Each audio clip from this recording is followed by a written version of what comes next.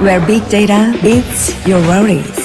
A world that gives you priority when innovations come. This is the GigaLife on Smart Signature. Simplified by the Philippines' fastest mobile data network. The choice is simple. Move up to Smart Signature and make your mark.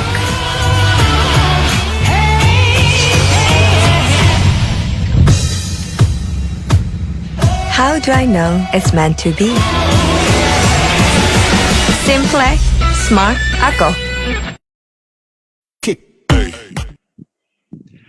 Magandang gabi mga teammates, magandang gabi fellow coaches, and all of you guys. We're praying that you are all in good spirits and that you are all safe. Again, ito po ang inyong Milko Sports Basketball Got Skills Philippines Got Skills Weekly presented by Smart. Dahil syempre, simple kami, smart ang bawat isa sa atin. Magandang gabi po sa lahat ng mga nakatutok sa atin. Coach Martin Antonio, back after going through a storm. Coach JM Pilares joining me tonight. Coach Alan Ricardo will be out of sight and out of mind for tonight dahil medyo naglilipat si Coach Alan para makakuha ng mas magandang signal.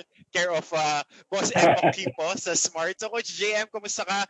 We've been shell-shocked over the past week dahil sa Typhoon Ulysses. Our hearts and our prayers go out sa lahat ng mga nasalanta, especially sa may bandang norte at dito sa may Marikina area, dito sa Miami, sa may Quezon City, dito sa Miami, sa Quezon City. Coach Jem, how are you? How are you today, and how was your week so far? Good evening, everyone. Good evening, Coach Martin. Yun nga, no? It was a very eventful week with the typhoons. Yun nga, madaming naapektuhan. But I think everyone is in high spirits. People are coping, and this too shall pass, di ba? Meron tayong pandemic, biglang sasamahan ng bagyo na hindi nating akalaing ganun yung epekto sa mga tao. I guess everyone is recovering, but hopefully everyone will be fine and will be celebrating as we near the Christmas season. As we near Christmas, actually. Oo nga, dahil the nights are longer. The breeze is a little bit colder the past few days, especially as you walk, mga 5:30 pa lang madilim na. And of course, we pray that all of you are safe. Syempre, pasalamatan din natin all of those guys who made this stream possible. Ang Samahang Basketball ng Pilipinas. Marami tayong updates dahil dalawang national team natin ang maglalaro ngayong latter part ng November. Of course, official deodorant ang Milko at ang Milko Sports. Maraming salamat po sa inyong suporta. Syempre, Smart, laging nandiyan. At syempre, ang napakaganda nating outfitter, LGR, and ang suot ni Coach JM, Puma. Thank you very much to all your support, guys.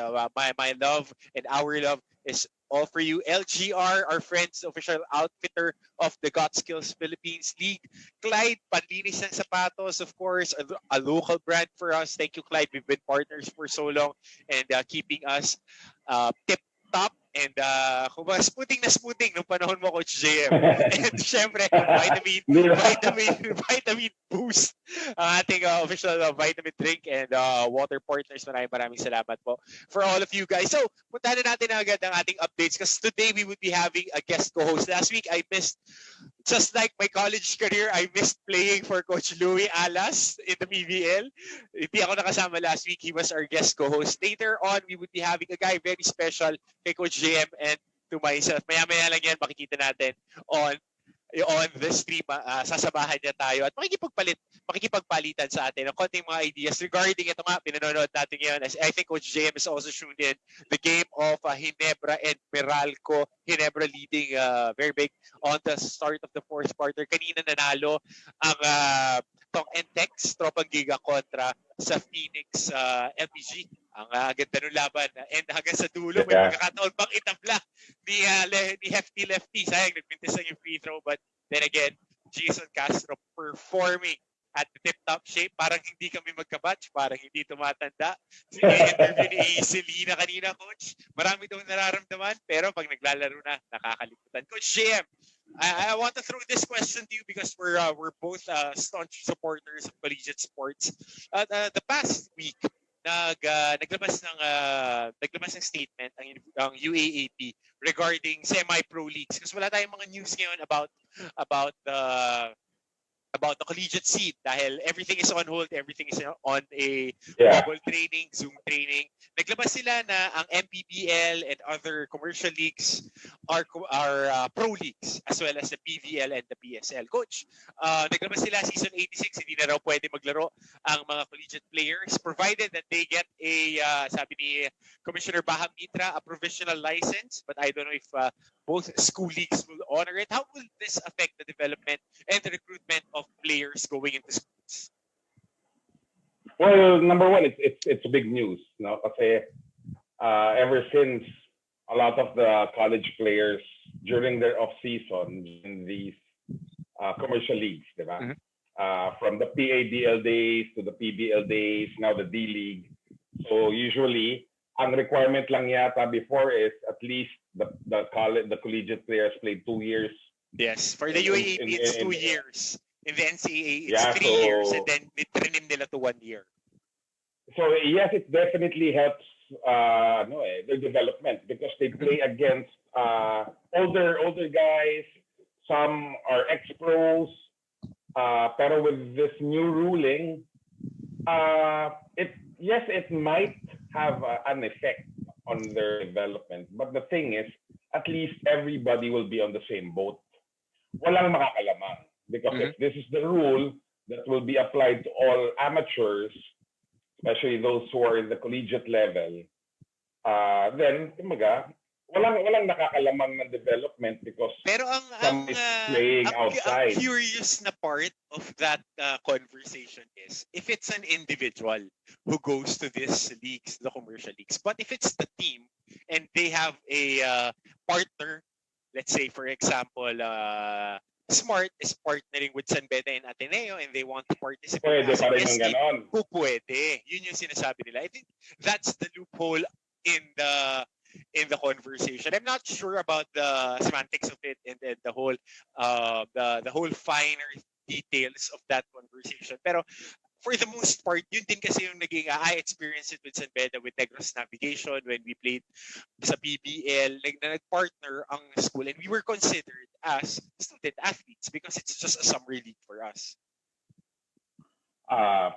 That's really a gray area, and unless kasi there will be lucky teams, especially the bigger programs, who will have partners, and thus they will be able to participate in these leagues. But for the smaller market teams, but have individuals joining these leagues, unless punin sila ng mga schools na to play for them, to play with them in these commercial leagues, wala, they can't. So if you're gonna ask me, dapat all or nothing. It's either they allow it regardless if it's an individual or a sponsored school, or wala.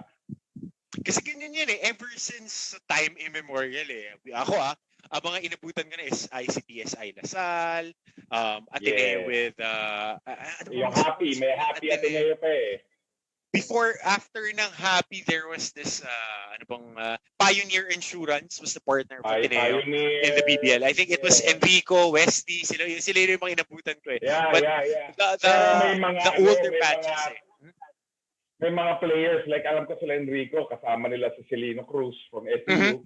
Mga hinugot din, pinagsama-sama sila. Hinugot, Pero madaming yan. It will open up a can of worms. Kasi, di ba, there will be these smaller schools who cannot really participate, but they have players who want to develop. So, I don't know. It's something I think that will be debated on in the months to come. And din nga, sabi mo debated on the months to come. I think when I read the article, I don't know anong publication, but most of I think Spin, Tiebreaker Times, and Matthew already popped out the metrics of it. I think it's on season 86, which it would be carried out. So there is ample time, ample headroom for both parties and of course the Games and Amusements Board to really get into the finer details of being student athletes. Kasi recruitment is amazing to say the least nowadays. Sobrang grabe ang recruitment. Ikaw, Coach JM, you've been handling high school kids. Sila Carlo Medina, naging players mo pa yan. A lot of guys went through the program in the the primary school, the grade school, and to the high school program of Ateneo. How big is it right now? Kasi ang amin nun, you have an parang one of the smaller programs playing in a different league. It's not a small program. It's a big school, Central Escolar University.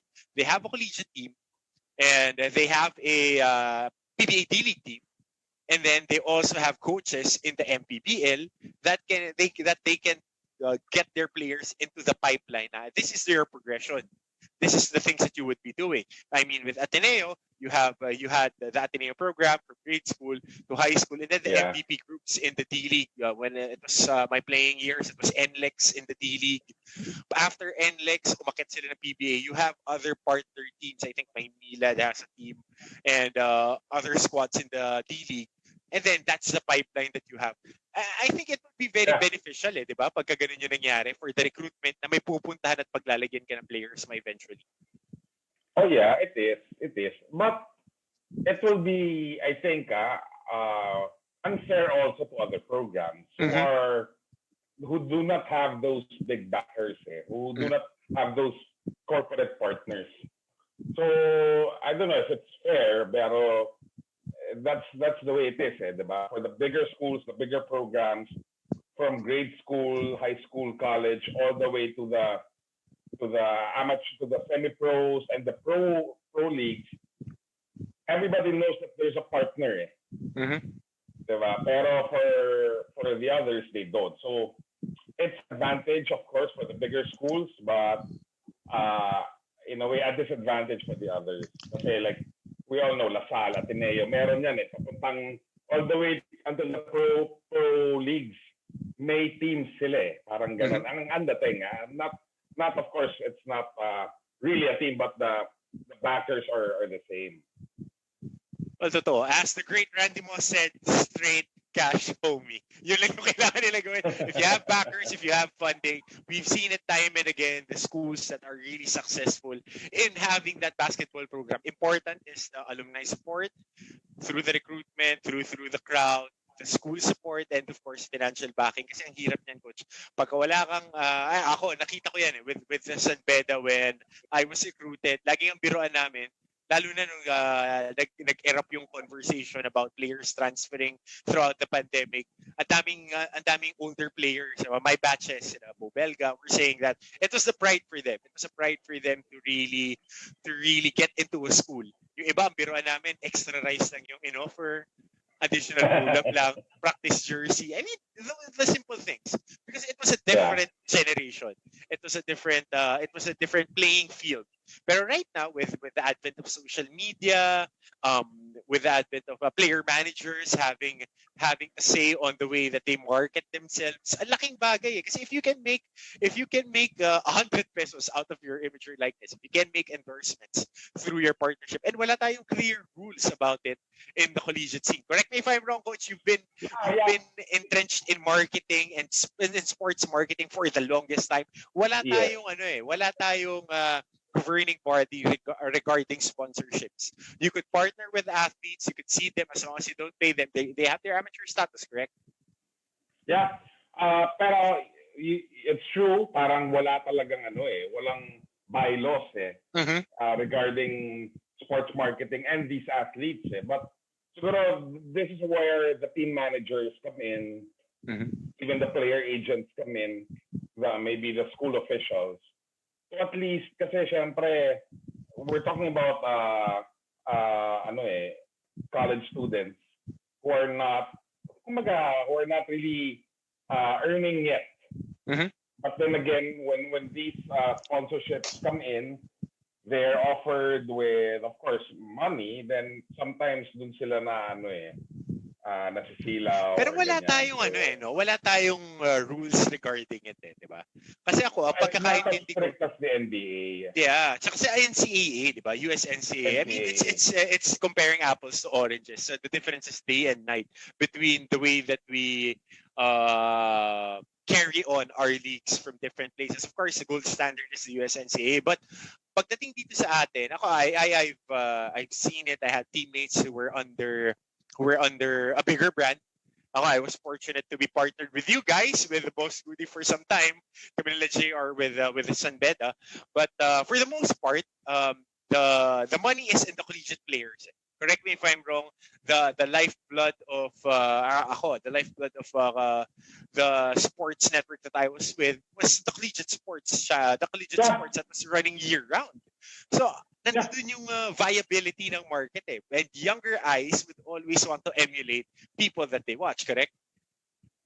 Yes, true. And of course, you have the alumni who are That's the biggest part. supporters of this school. So the target market is not just focused on college kids, on these collegiate athletes.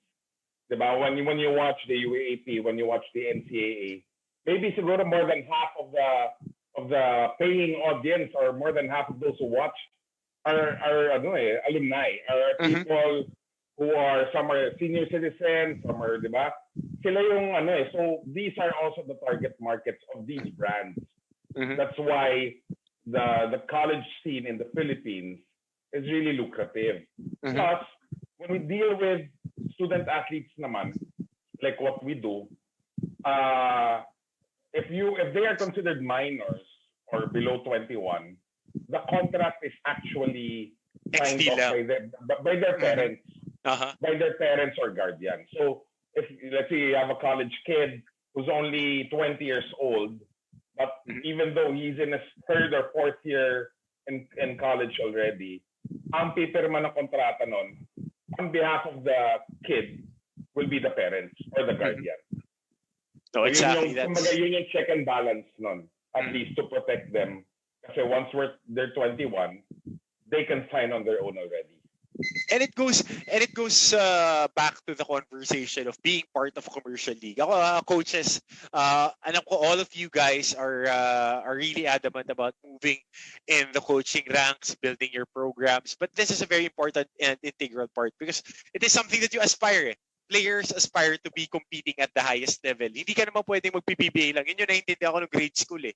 Ako gusto ko mag-PBA. Hindi ko alam na may proseso pala na you need to play through this, through that. And I was a late bloomer eh. Nung nakita ko lang na, meron palang ganito, meron palang ganyan. So, coaches, it's our main responsibility to know these things. Because especially right now, we're running club teams. Especially parents would want to support. And this is when sports marketing is really big.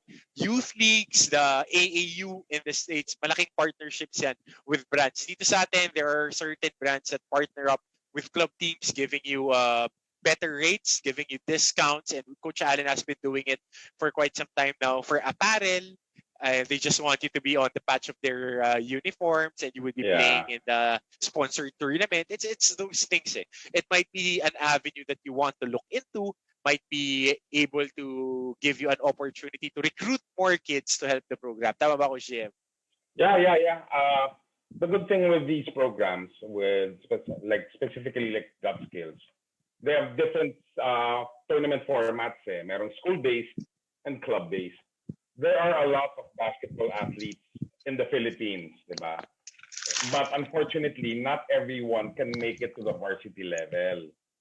So because of that fact, diba, si Coach Allen and through gut skills, they were able to create a league wherein even if you're not part of the varsity, but you love playing the sport, you can actually have that venue participate in competitive basketball. So nakakatuwa.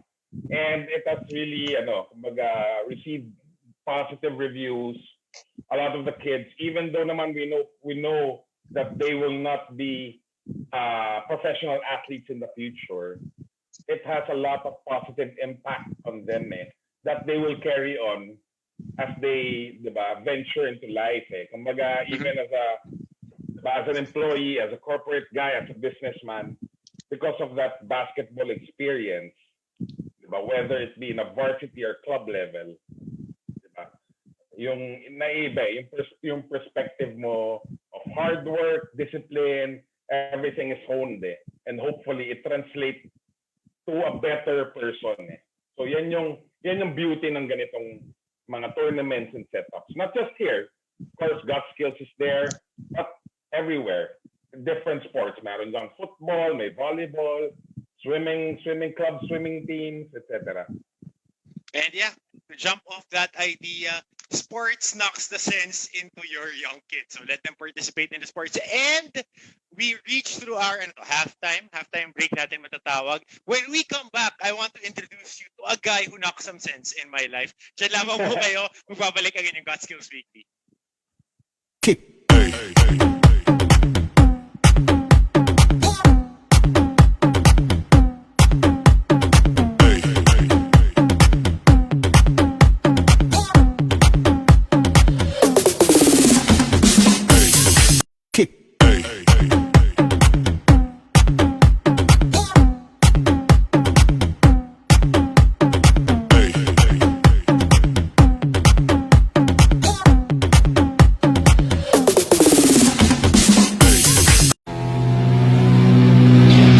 Break through a world where big data beats your worries. A world that gives you priority when innovations come. This is the GigaLife on Smart Signature. Simplified by the Philippines' fastest mobile data network. The choice is simple. Move up to Smart Signature and make your mark. Ba ako sa alangan? Hindi naman. Wala. How do I know it's meant to be? Simple, smart ako.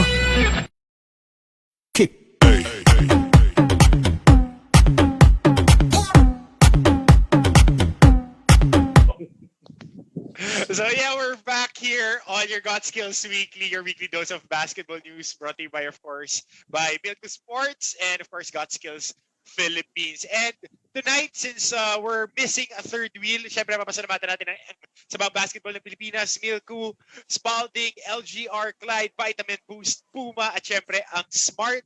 At syempre, I told you guys I want to introduce you to a guy who knocked some sense into my life when I was doing a little bit of a lot of things on my plate. I want to introduce, of course, everybody's favorite, our team dad and a very good mentor to Coach Jem Pilares, Coach Nash Racela. Coach Nash, good evening. Thank you for giving us time. Alam ko, kalalabas mo lang ng bubble. You were spending time with your daughters walking around UP the other day. I was able to stalk you on social media. Welcome, Coach Yeah, Nash. Magandang gabi. I saw that.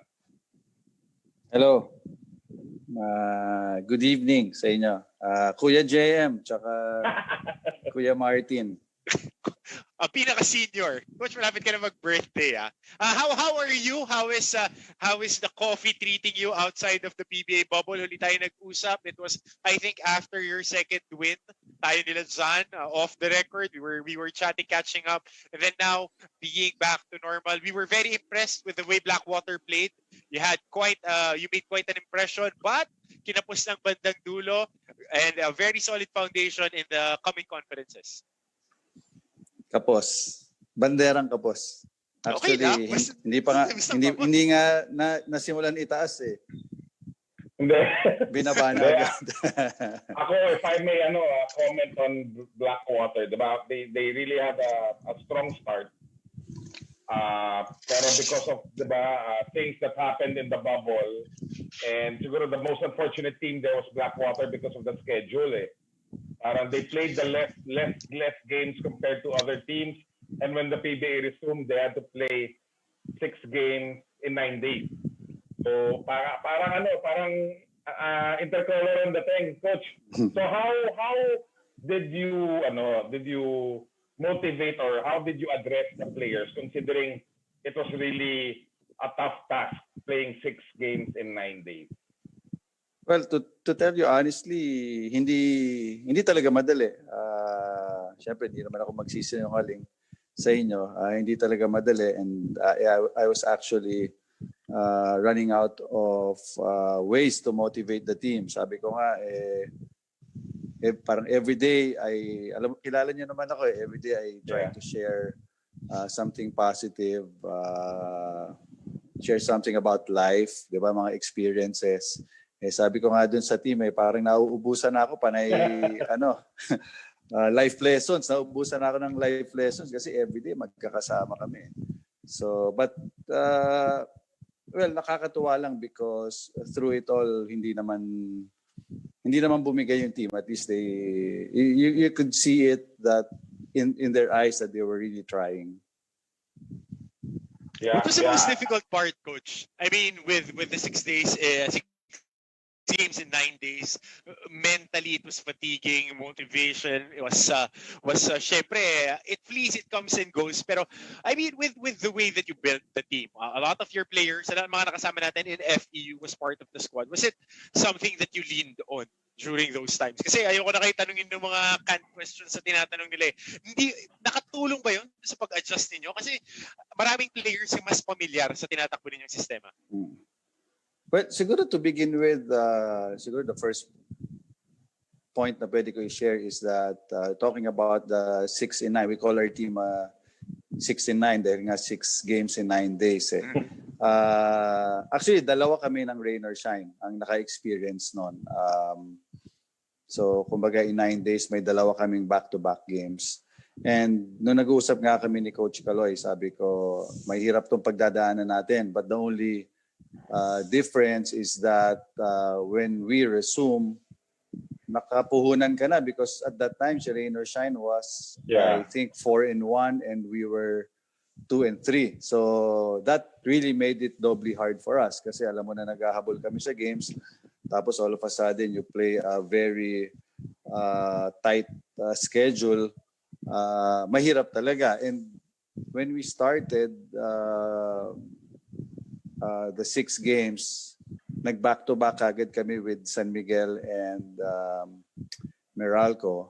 And I really felt na if we could have won one of those games, then could have been a different conference for us. But syempre, pag nakabaon ka na, tapos biglang nadalawahan ka pa na dikit na games, isa overtime.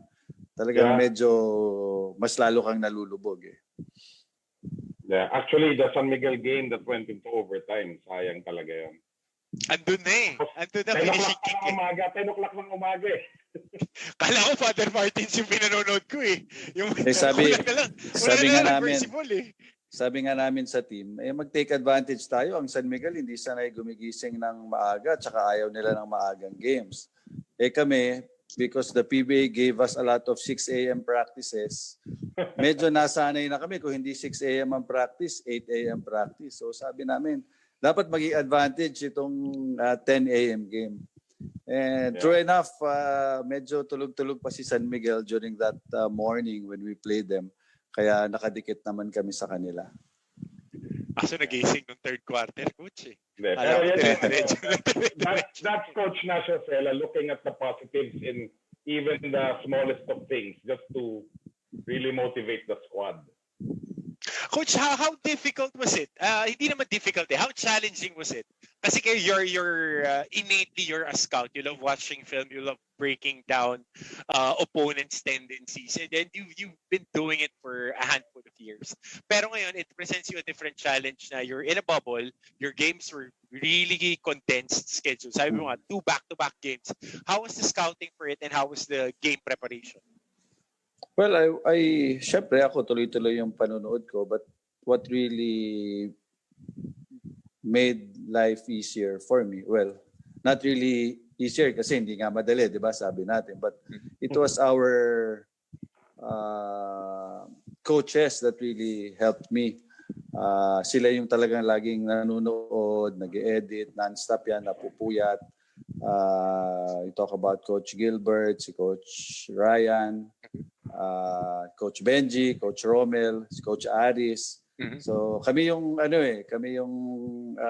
magkakasama doon sa loob ng bubble. So syempre tulong-tulong talaga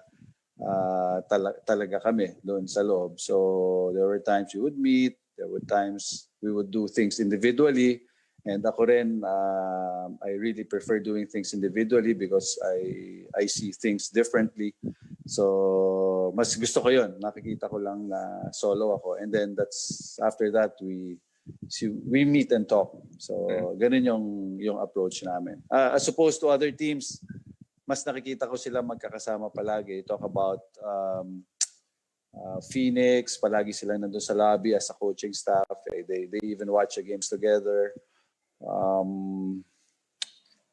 Sino pa ba yung madalas kong makita? Well, other coaches, individual work. Yeah. Si Pedro, si Coach Peter, Martin, individual. Si Coach Juno, yan, pa isa-isa rin niya magtrabaho. Yeah, so, different approaches. Yeah. And Coach Ryan, and of course the long hair ni Coach Gilbert na inaantay ko pagupitan niya after the bubble. Coach Romel also doing a great job. Coach Nash, you've been very, very familiar with the national team. You've been part of the program for the longest time. Then, as one of the main assistants doing the scouting all over. Coach, lipat tayo ngayon. Gilas Pilipinas will be playing this upcoming end of November. Condensed schedule din. Ito naman, 4 games in 4 days against 3 opponents. Thailand, Korea, and Indonesia. Pero Korea is still on an asterisk sa kanilang schedule. They don't know if they would be participating in this Olympic window. Pero they were given the go signal to train under the very beautiful Inspire Sports Academy. Coach JM, shout out. Kailan tayo babalik doon? But they were given the green light on November 13th. And then they would be leaving on the 19th. So as of schedule, they were able to practice, I think, 5 days under the quote-unquote Kalam bubble. Coach Nash, the Olympic window, itong window na to for the 2021 ngayong November, how difficult is it naman? Tayo puro difficulties nakita natin, how challenging and how would it help? Syempre very youthful itong 16 guys that we would be bringing in. How would it, for both of you guys, how would this affect the program moving forward? Dahil ganoon naman yung nangyari sa atin, maiksi yung preparation time. Well, number one, it would be really difficult for everyone. Siguro not just us, yung national team ng Philippines, but also other national teams, diba? Yung mga makakalaban natin. So sabi mo nga, kung tayo nakapag-start na tayo ng practice, yung ibang teams hindi pa daw. That's what I heard. So kung iniisip na natin na mahihirapan tayo, then mas mahihirapan naman yung team na hindi pa nag-ensayo. But on the other hand, yung mga nag-start na, should be easier for them.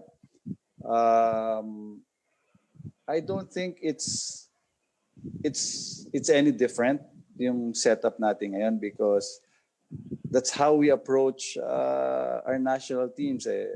Ang preparation maikli talaga.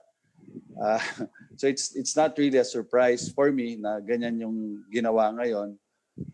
It also happened to me back in 2000, I think 15 or 16 when I coached the Siaba Cup. No, not the SEA Games. Well, it was Coach Tab who coached our SEA Games then, but the first few games ako yung nag-lead because he was still in a commitment sa aming PBA team noon sa Talk and Text. But I think in 2016 when I coached the Siaba Cup, ganun din yung nangyari. They actually talked to me, Nash, can you coach the national team? Magsa-start yan. Okay, syempre hindi ka naman makahindi. Okay. Nung nagsabi ako ng yes, sabi ni Sir Butch, can we make can we make a pool, a lineup? Ganyan, sabi niya, because the deadline is tomorrow. So ganun talaga. So when I committed, they gave me like a few days of practice before we went to Thailand. And syempre, nung time na yun, ang ginawa ko was really to get familiar names, familiar players. That's why I think most of the team that I brought to Thailand then were players from our champion team, FEU. Ngayon nga, mas fortunate pa sila because last time I coached that team, I had a high school player that joined me in my 12-man lineup. Jonas Tibayan. Si Jonas Tibayan. And then, kasi they were the youth team natin, they were part of the pool that SBP submitted. So, kaya kumuha na rin ako ng isang bata. But now, even with the time that they have, they still have a very good lineup because these are the future of Philippine basketball. You talk about these college players na nakapasok doon at saka yung mga Cadets. Yung mga cadets natin drafted by the PBA. So they still have a really good lineup that they could bring to the games. Yeah. Very exciting. Dwight Ramos, no? Ako, everybody's very high on that kid, and really he could actually play.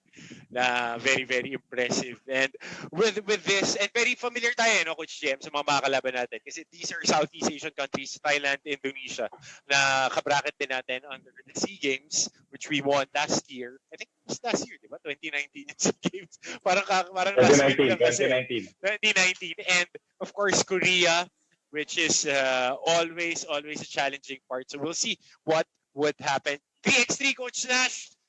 Draw lots kanina. Games would be on Friday. We are part of very very interesting group. Of course, ang Gilas Pilipinas will be playing in Manama, Bahrain for this window. Ang Chuksago 3x3, ang Manila 3x3 team natin, back by Chuksago, will be playing in Qatar for the Doha Masters. Nakabracket natin on the draw lots, number 1 team, Liman, with Coach Stefan Stosic on, I hope I didn't murder his name. Coach Stefan will be part of that squad, which was the number 1 ranked in the world. And then the home team also will be playing the Pilipinas national team. Yung Manila, ang dala nila ngayon. Coaches, anong tingin nyo rito? Kasi 3x3 is really something that we can look forward to. We have a great experience regarding this competition. I guess ang maganda sa 3x3 tingin ko compared to the 5 versus 5, I feel we have a better chance of winning eh. Kumbaga mas madaling makatsamba, makasulot versus yung talagang full court 5 on 5 na 40-minute basketball game. Kasi 'di ba, the setup is different. It's 10 minutes or first to 21, 'di ba? May mag-init ka lang na player sa labas, 'di ba? So, yeah, I think medyo pa rin tayo, underdogs, but in terms of winning, I think there's still a chance, 'di ba? For me mas madaling makapuslit ng panalo sa 3x3 kaysa sa 5 versus 5. Coach Nash, pakita mo ulit yung mug mo. Parang kailangan ko ng mug na ganyan. Buti napansin mo, ha? Ganda ng mug niya, oh. Diba? Of course, Coach Nash, a very big coffee enthusiast. Coffee na naman. Wala pa ako ng FEU Championship shirt na yan. I just make sure na pag meron ako mga interview na ganito, syempre, sinusuot ko yung Blackwater shirt ko. Of course. Yung aking FPU. Alam mo naman, 2 teams na involved ako ngayon. Active consultant si Coach Nash. Pero sa totoo lang, walang kape yan. Wala naman. Flinex, wala. Hinabol ko lang para lang. Yung Blackwater na BB cream ko nasa CR, naglagay ako kanina kasi kailangan medyo pantay ako sa ilaw eh. Kasi walang tubig dito sa barangay namin ngayon eh. Halos just mo magkakaroon. So konting buhusan, tapos naglagay na ako ng BB cream. Coach Nash, it's a very good matchup between Phoenix and Talk and Tex for that semi-finals. Kanina panalo ang Talk and Tex. End game na lang nagkatalo. Phoenix very very impressive to say the least. They lost Matthew Wright after the first 4 minutes of the ball game, but still they were there. Big game from R. Garcia, one of your players. R had a good game. I think Alex Malyari had a good game, and Jason Perkins, the usual guys. Justin Chua had a good game, and Karina Hinebra taking care of business, taking Meralco in the woodshed, getting a big win. Umabot pa ng 23 points sila. Coach, what do you think about these 2 pairings? Well, could have been a different outcome. Kunyari, nandun si Matthew Wright, hindi siya na-injure, no? Aside from Matthew Wright's injury, na-foul trouble din si Calvin, no? Konti offensive foul, coach eh. Oo Tatlong offensive foul sa 4. Kulang sa gigil eh, no? Pero at least the other guys were able to hold the fort for Phoenix. Ano? You mentioned a lot of the guys who played well during that stretch. Pero ang napansin ko rin si Brian Huruela. Talagang nadala niya yung team niya, and even during that time na si RJ Hasul was making his 3-pointers, ang nag-feed talaga si Brian. He was really attacking his man, getting into the seams of the defense, tapos nai-hit niya yung mga open guys. So if he will continue to do that for Phoenix, and then all the other guys would also contribute, then it will be I think a good matchup against Token Tex. You talk about Ginebra and Meralco. Si Meralco will... Well, I hope that they could play a better game sa game 2. Knowing Coach Norman, he would really study the game and make his own adjustments. Ang crucial dito sa matchup na to would be the chess matchup between Coach Tim and Coach Norman. Alam naman natin yung experience na meron sila sa coaching, and institution na sila pareho sa PBA. So yan yung something that, especially as coaches, should look forward to. Yan ang magandang bantayan, yan ang magandang pag-aralan. Kala ko chess eh. Chess yung narinig ko. Wala ako nun. Kala ko chess. Ikaw lang yan. Teka lang, alam mo coach kasi, pag nagsistream ako, nandito ako sa harapan ng squatter ako. Coach Nash, may tanong ako kay Coach Nash. Di ba, pag wala nang Blackwater, di ba, are you secretly rooting for Ginebra dahil nandun si Kuya Olsen? Or wala naman? Wala naman ganon? Or may ganon ba? Dahil kapatid mo yun, gusto mo masaya rin siya. Well, syempre, masaya ka na mananalo siya. Para sana ma-share niya yung bonus niya sa aming mama. Hindi sa akin ha, pero sa mama namin. Sana ma-share niya yung bonus niya. But kidding aside, ako talaga usually pag na-out na ako, hindi ako masyado nanonood na eh. But today I watch again because alam ko mag-uusap tayo, malamang tanungin niyo ako tungkol dun sa PBA games. Kaya that's why sumilip ako kahit konti.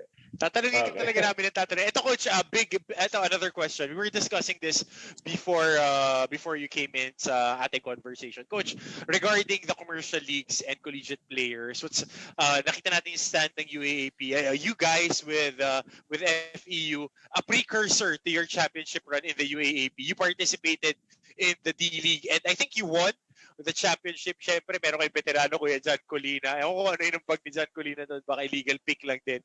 Binana niya yung role ko. But going into the season, it was a big experience for you. I was still telling Coach JM that it was also part of our growth as a player participating in this commercial leagues. What's your take, Coach, about the commercial leagues being declared as pro leagues yan. Kasi ngayon, nilabas ng UAAP season 86. Hindi na pwede mag-participate ang active collegiate players in the semi-pro ranks. Pro na pala ngayon. Oh, well, tama ka naman na nakakatulong talaga. Kasi, syempre, ang growth ng players would really be dependent on the number of games they play. And usually, you don't just get those games dun sa actual tournament mo or kalaban yung mga college teams. Then, it's usually better if you play more mature teams. Katulad nun, yung pag naglaro ka sa D-League, siyempre that's a different competition. That's also the reason why we bring our teams to the South, because it's a different kind of basketball when you go to the South and play there. And we were also very fortunate, at least I think the last 2 years, na nakapaglaro rin yung FEU sa, I think sa Taiwan. So, doon, it's an amateur tournament pero you play mga guys who played in the pro league, ganyan. So, siyempre nakakatulong yon, di ba? Especially kayo sa experience nyo, di ba? Pag player ka at nakalaban mo yung mas matatanda at mas magagaling, di ba? You play against the professional players. Siyempre, ibang confidence din yung nabibigay nun sa'yo, di ba? So it makes you a lot better as a player. It makes you a lot smarter as a player, and that's something that you could bring when you go back to your collegiate league. So para sa akin, mas maganda kung still they would allow. It's also for the development of players. And of course, being part of that FEU program, Coach, you've been molding these young guys. And of course, competition breeds improvement. Yun nga. And I wish I could say that to myself, that I was smarter after playing in the PBL. Pero, Coach JM, best stat line of my career. Naglaro kami JCSGO versus the future first pick, Jay Washington, na kanina ang ganda nung itinidepensa, double-double. The only double-double I had in the PBL. Tapos wala ng PBL pagkatapos nun. At least nakaisa ako. At least nakaisa ako. Alam mo kung anong kinain niya nun? Fishball. Nag-fishball lang siya nun bago naglaro. Kaya maganda nilaro. Coach, libre pa ni Coach Nash yun. Coach M, go. Diba, so you're out of the bubble. You spent, I think, around 40 plus days, diba?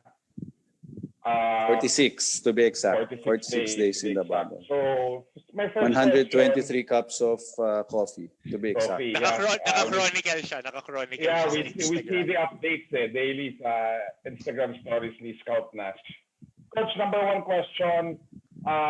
We've asked a couple of people already, pero personally, how were the 46 days? How did you deal with it initially when you started until the last day before you went home?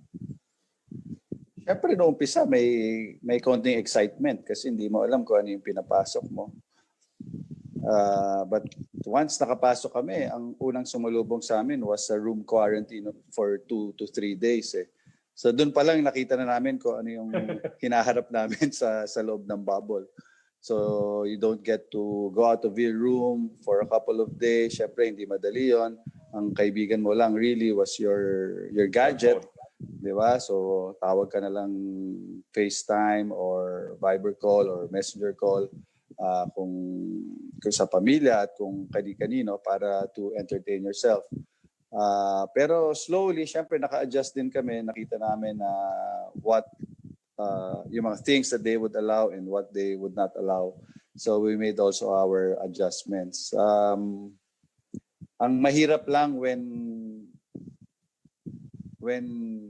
in the middle of it all, the middle of the tournament, bigla kaming kumbaga na Bartolina ulit for 10 to 12 days. So that was really a struggle for us when all the other teams were moving freely, and then nandun lang kami sa aming mga kwarto.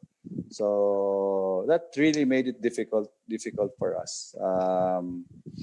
But again, yun ang part ng trabaho and that's something that's a kind of sacrifice that we needed to take for the league to push through para tumuloy ang mga games. So ganun talaga, sakripisyo kami para lang tumuloy ang liga, and ang nakakatuwa lang is that somehow we survived and nasa semifinals na ngayon ng PBA, and that's something na already is an achievement because people are now enjoying watching the games once again.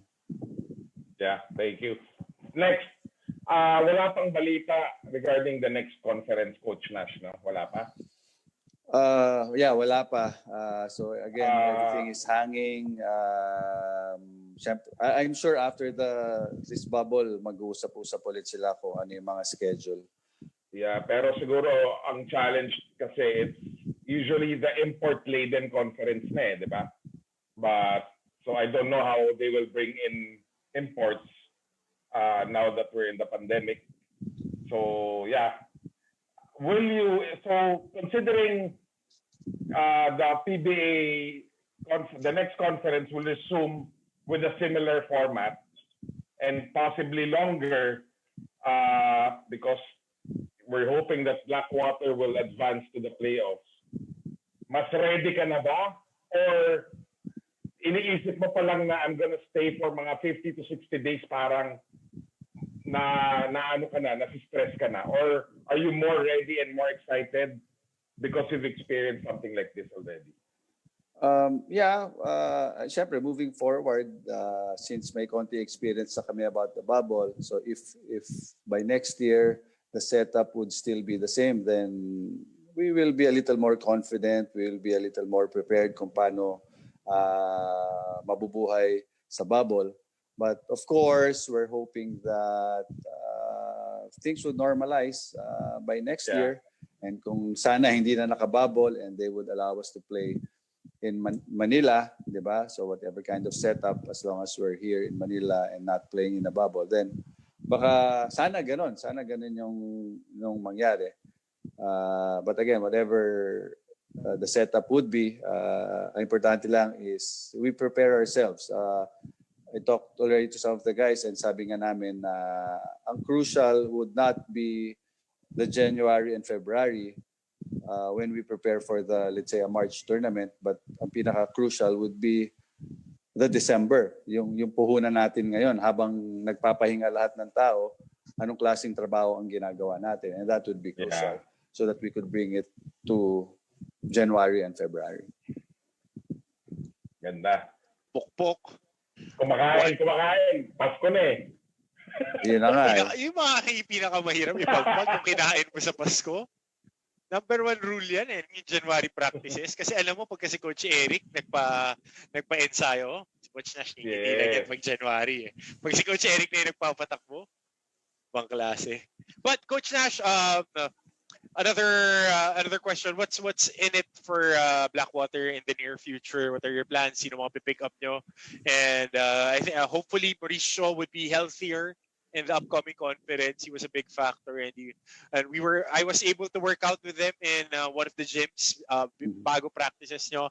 I always go there. Nagulat ako doon din sila nag-workout. I was able to talk to some of the guys. Very optimistic sila coming into the season, but ito yung mga challenges. So what are the key points, Coach, that Blackwater and the other team, your team, would be improving on this coming season? We're looking forward to a healthier Blackwater team next season. It's nice that we were able to experience the bubble, and doon nga sa bubble nakita namin na kulang-kulang kami. Nakita namin yung hina ng katawan, anong kailangan namin i-address. That's why sabi nga natin kanina na December would be crucial. Diba? Hindi dapat kami nagpapabaya ngayon. We hope that by doing that, pagdating na next year, mas malakas na yung mga katawan, because I don't know if you've noticed, si Mauricio didn't really play much because of his injury. Si Mac Bello was really forcing himself, and that's sa akin, going back to your question earlier na hindi ko nasagot about the FU players being familiar with me, nakatulong sila because pag nasundan niyo yung mga games, sila yung mga lumalaban. You talk about Denison, kahit puro injury na, laban lang ng laban. Si Mas marami rin naman siya tinamaan eh. Si Mac Bello, who should be only playing 15 minutes to 18 minutes, played 25 to 29 because he wanted to play and he wanted to fight for the franchise. And those are the kinds of players na moving forward, Blackwater would need. So kami, yun ang mga hanapin namin. Sino yung mga pwedeng gusto magpakamatay para sa atin? Sino yung lalaban para sa franchise? Diba? Even, let's say, they are less talented players, but laban lang ng laban. I would rather have those kinds of players. So, yun yung moving forward, yun ang direction dapat ng Blackwater. If we want to improve our lineup, we want to get players who would fight for the franchise. We want to get players who are long, athletic, who would just hustle and defend. So I think that would give us a better chance next season. And you have 2 unrestricted free agent big guys on your coaching staff that would readily do it for you. Coach JM, any last few questions for Coach Nash? I guess siguro number 1, gusto natin batiin si Coach Nash ng advance happy birthday, no? Happy. Kasi madami nalilito pa rin kapag National Heroes Day. At least magta-39 na ako. Yes. Malapit na mag-40 si Coach Nash pero wala pang 40. Siguro Coach Nash what can we expect from your team considering wala pang it's in the middle of the PBA season, right? So wala pang draft, di ba? It's in the middle. This is just the first conference. So no lineup changes going into the second conference. If there will be imports, which should be, di ba, the case, anong tipong import ang kailangan hanapin ng Blackwater to complement the current team that you have? Well, una, this is the first, I think, and the last conference for the season. One and only conference that we will have for the season. So moving forward to next year, that would be another season for us, diba? So, yeah, I'm anticipating it would be all Filipino pa rin. But again, if there would be an import, syempre, you've seen our weakness. Somehow we were competing, but when teams would start pounding the ball inside, looking for advantages, dun kami medyo nalulunod. So I think even moving back to last year or 2 years ago when Blackwater played their best conference, they had a big import in Stephenson, diba? Playing alongside Bobby Ray Parks. Kaya nag-compete din sila. So, syempre, kung makakakuha kami ng malalaki that could really beef up our front line, yun yung mga hanapin namin. Okay. Last question, Coach. So, if this is the first and only conference this year, magkakaroon ng MVP. Diba? Ng PBA MVP for just one conference. So, who do you think, Coach, will be the pandemic MVP of the PBA this year? Well, kung dun sa last, if you're gonna look at the last 4 teams in the bubble, well, si Stanley Pringle has been really playing well. Matthew Wright has been playing well for Talk and Text. Marami sila naglalaro. But every time Jason Castro would dominate the floor, it gives Talk and Text a really good chance every time. So, yeah.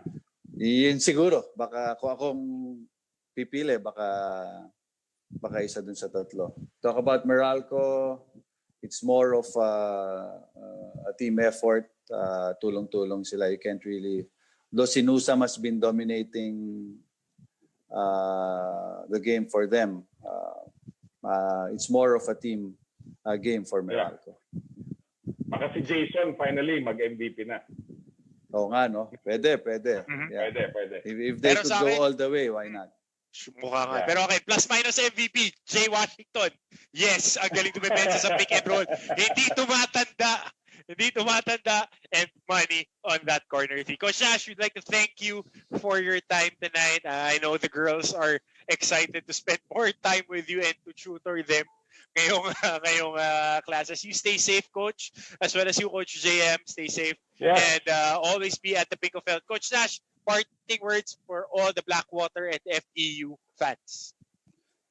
Well, siguro not just specific to Blackwater and FEU fans. Alam naman nila kung ano sasabihin ko sa kanila. But more so sa basketball fans. Just enjoy the games that you see. Hindi masyadong marami ang games ngayon, di ba? Nakakatapos lang ng NBA. Now you're watching the PBA. You were able to see a 3x3. By the way, congratulations, Martin, for being part of that, Coach Jem, somehow because of Inspire. So congratulations. You really did a really good job there. So enjoy lang yung mga basketball games na napapanood natin. Hopefully by next year, things would start going back to normal. Makanood tayo ng mas maraming games. But yeah, enjoy the games and learn the game more.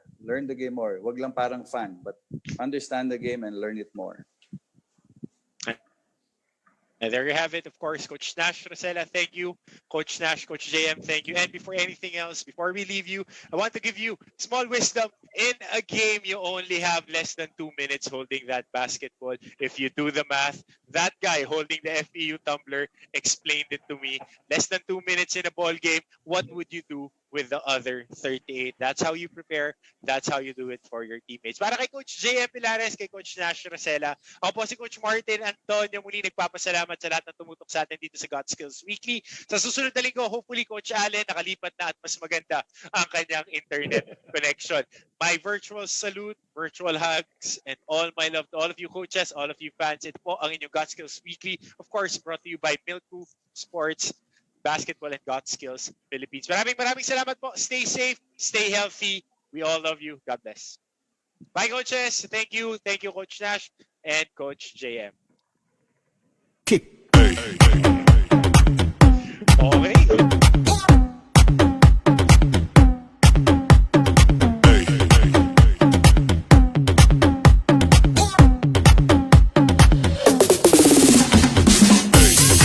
Okay.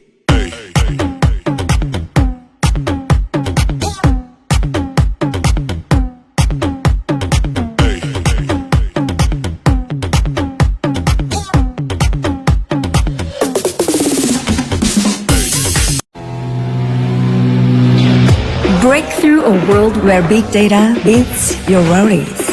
A world that gives you priority when innovations come. This is the GigaLife on Smart Signature. Simplified by the Philippines' fastest mobile data network.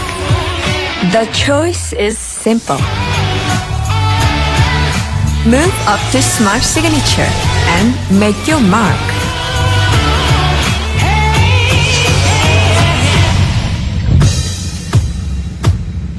How do I know it's meant to be? Simple, smart ako.